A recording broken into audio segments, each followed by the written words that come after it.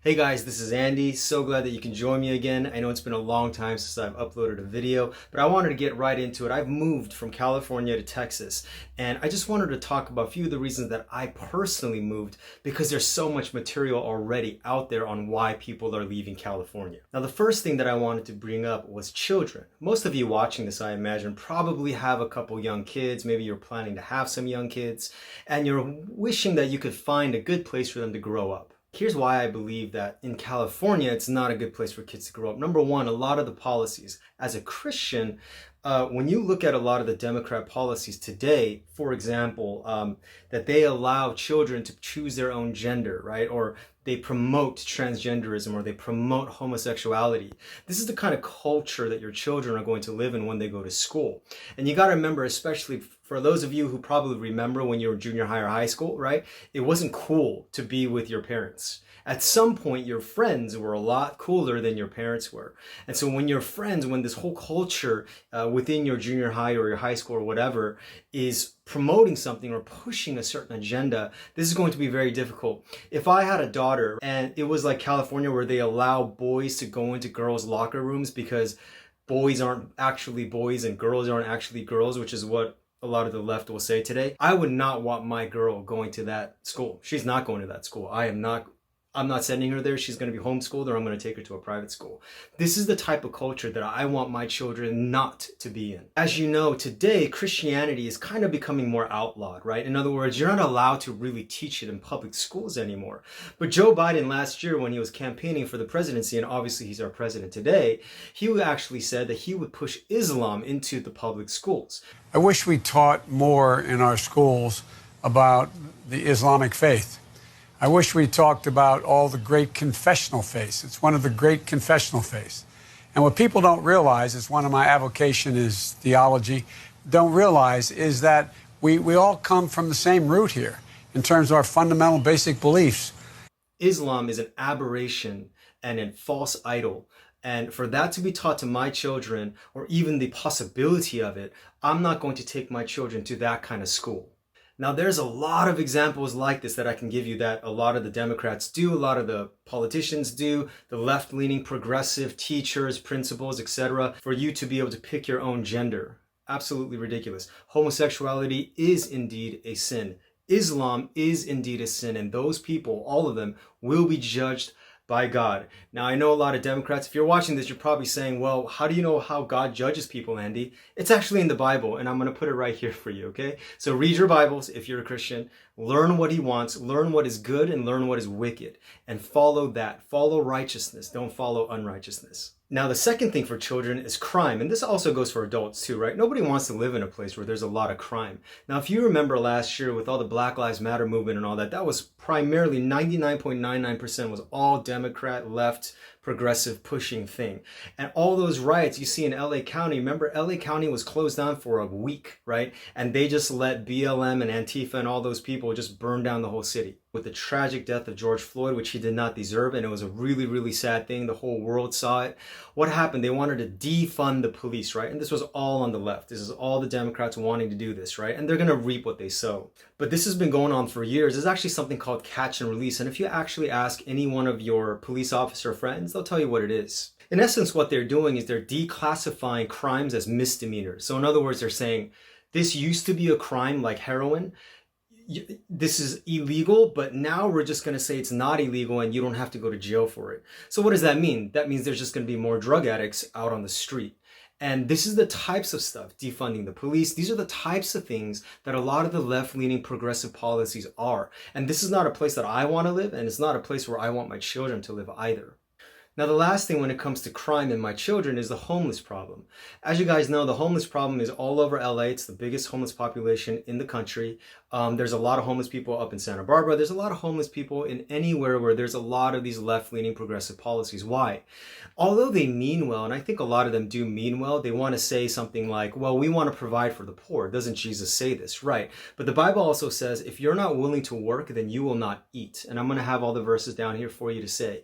And what does that mean? In other words, it means that I don't give away free money to people who don't deserve it.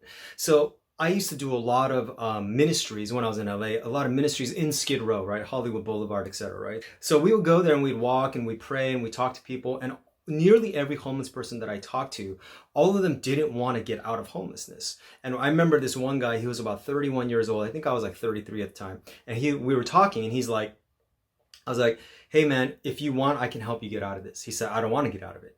And I said, why would you not want to get out of homelessness? He's like, because of people like you.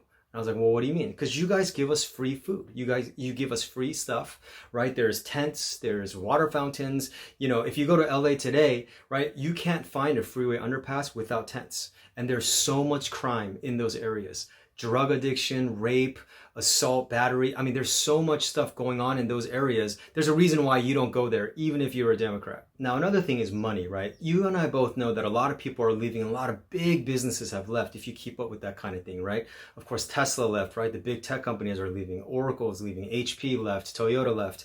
When you have these really large billion dollar and some $1 trillion market cap companies, right?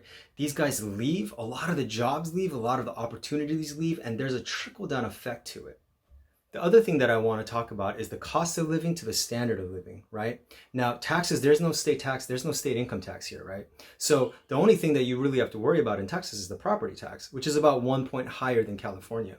So one of the things that people will talk about is, well, you know, I have a friend who was looking to buy $1 million townhouse, which was about 1,400 square foot, you know, $1 million, right? Somewhere in LA County.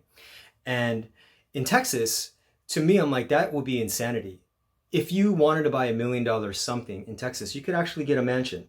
Maybe not a full-on mansion, but at the very least 6,000 square foot, something absolutely beautiful.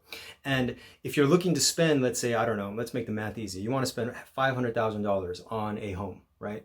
Well, in California, depending on where you go, that's not really going to be easy. But you can get one of the best homes, okay?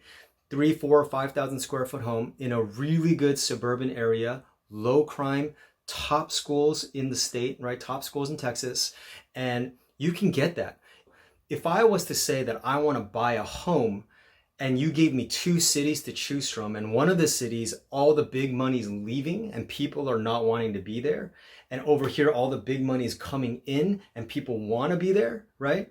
Which house would I want to invest in if I want my house to raise in value, right? Obviously the second city where people are wanting to go. CEO Magazine, and I'm going to link you down below. CEO Magazine does a poll and they get like 600 something CEOs and they ask them, where is the best place to start a business? Number 1 was Texas, right? So if Texas is number 1 in the minds of these people who start businesses, which creates jobs, which creates opportunities, then that's honestly where I want to be if I have young kids who are going to eventually grow up and then they're going to start careers of their own. Now, California ranked actually last. It wasn't even like second or third to last. They literally ranked last. So California to me is the worst place for me if I'm looking at long-term investments. That's the last place that I'm going to invest in.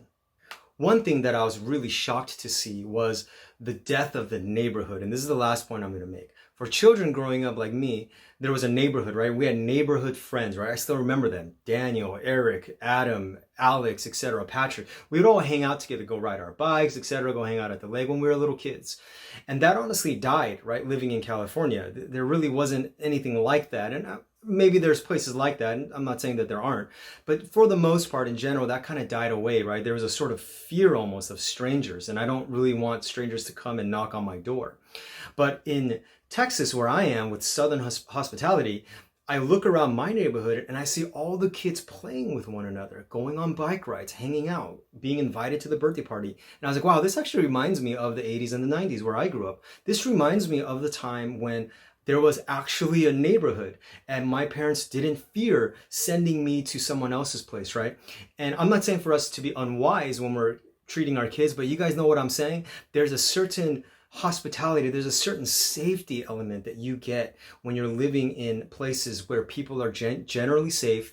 They don't believe in defunding the police, okay? They're not racist towards white people or whoever they're racist towards. And all these huge, like right now, there's all these anti-Asian attacks. The vast majority of them, where are they happening? They're happening in the Democrat-run cities. And I don't care if you're a Democrat and you're going to unlike this and you're going to say some nasty comment. I really don't care, because the truth doesn't care about your feelings, right? It doesn't matter what you think. The truth is the truth. And that's the actual truth. Now, I just want to make it clear. It doesn't mean that Texas or Florida or anywhere else is perfect, or Tennessee. There's no perfect place. The only perfect place is in heaven. But there are places where the general culture and the general belief and value system, like America used to be, is by and large Judeo-Christian, is by and large they have these biblical values. Okay, they believe in caring for your neighbor. Okay, they believe in hospitality, right? Southern hospitality. They believe in being kind to one another. Okay, they believe in the law and not breaking the law and keeping the law. They believe in having the right to defend yourself with the Second Amendment, right? To have guns against a potentially usurpacious government. And that happens a lot. That happened a lot in the 20th century. It's going to happen in the 21st century. So this is several of the reasons why I moved out of California, why I don't want to lay roots down there. And I want, as a man, as the husband, as the father, to protect my family, right? That's, I believe, one of my duties. And I'm not going to choose a place where I feel that they are at risk. So this is just a basic rundown of, for me, of my wife and I, of why we left California and why we came over to Texas. If you'd like to know more, just leave a comment down below and I could answer any questions that you may have.